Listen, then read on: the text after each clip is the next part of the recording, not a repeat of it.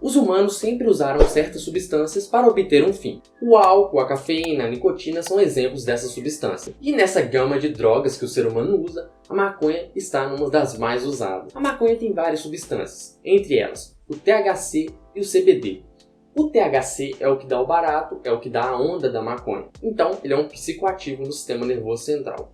O CBD já não atua tanto a nível do sistema nervoso central, mas atua em outros níveis fisiológicos, podendo ter aplicações terapêuticas importantes, como por exemplo no tratamento da epilepsia. Focaremos, portanto, no psicoativo THC. Quando a maconha é fumada, o THC e os outros químicos entram nos pulmões, e daí caem na corrente sanguínea. No sangue, o THC atinge rapidamente o cérebro, e os efeitos surgem quase que imediatamente. A maioria experimenta uma sensação de euforia, relaxamento, aumento do apetite, alteração da percepção do tempo, vontade de rir, e algumas pessoas também têm aumento da percepção sensorial. Mas o que causa esses efeitos? O que o THC faz no cérebro? A maconha tem substâncias semelhantes às já encontradas em nossos corpos, os chamados endocannabinoides. Na verdade, existe todo um sistema endocannabinoide, no qual o THC tem funções muito particulares. Esse sistema está distribuído em todo o corpo e em algumas regiões do sistema nervoso central. Os endocannabinoides fazem parte, portanto, desse sistema.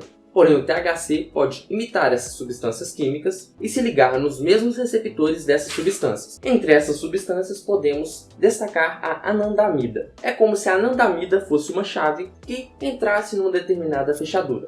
Porém, o THC é uma chave diferente e ela vem da maconha e se acopla nessa mesma fechadura, causando ações totalmente diferentes. O sistema endocannabinoide modula muitas funções neurais, e seu principal papel parece ser inibir a liberação de neurotransmissores. Quando o endocannabinoide se liga no seu receptor, a liberação de muitos neurotransmissores é inibida. Esses receptores estão em regiões do encéfalo, como o hipocampo, responsável pela memória, o hipotálamo, que controla o sistema nervoso autônomo, fome e temperatura, e também no cerebelo, explicando a perda de coordenação motora. Além disso, atua no sistema de recompensa, gerando uma enxurrada de dopamina, causando euforia e prazer. Esse mesmo sistema é ativado no uso de outras drogas e em outras funções prazerosas da vida, como durante o sexo, alimentação ou quando conquistamos uma vitória. Vamos agora especificar um pouco. Os receptores de endocannabinoides, especialmente os do tipo CB1, estão presentes nos chamados neurônios inibitórios. Esses neurônios liberam um neurotransmissor chamado GABA, que é um neurotransmissor inibitório. Esse tipo de neurônio é como se fosse uma torneira que controla a quantidade de água que sai. Assim, ele controla a atividade de muitos outros neurônios, especialmente aqui nesse caso dos dopaminérgicos, ligado a diversas funções como prazer, recompensa, euforia e até atividade motora. Isso funciona normalmente quando os canabinoides naturais do nosso corpo, os endocannabinoides, se ligam nesses receptores do tipo CB1.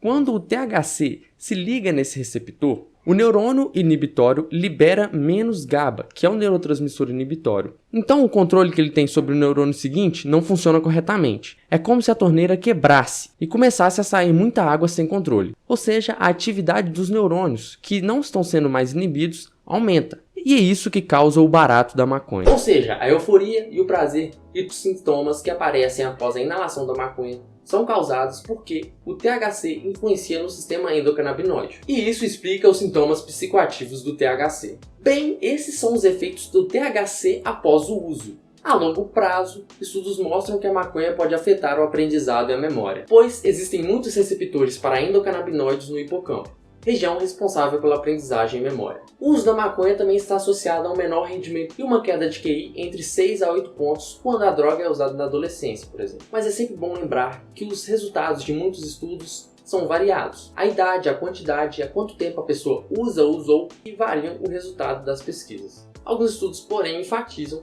que o uso durante a juventude pode causar danos maiores, pois o cérebro ainda não está totalmente maduro. Ela apresenta um grau de dependência muito menor que outras drogas, menor que o álcool e a nicotina, por exemplo. Mas o álcool e a nicotina são legais e a maconha é ilegal. Pela importância do sistema endocannabinoide, a maconha tem sim funções terapêuticas, e especialmente o seu composto CBD vem sendo muito estudado. Ele não dá nenhum barato e tem várias aplicações terapêuticas, mas ainda há um estigma em relação à droga, o que dificulta que pesquisas mais profundas sejam realizadas. Por esse vídeo é só, não deixe de deixar o seu like aqui embaixo, sua inscrição e de compartilhar esse vídeo com algum amigo seu. No mais é isso e até a próxima.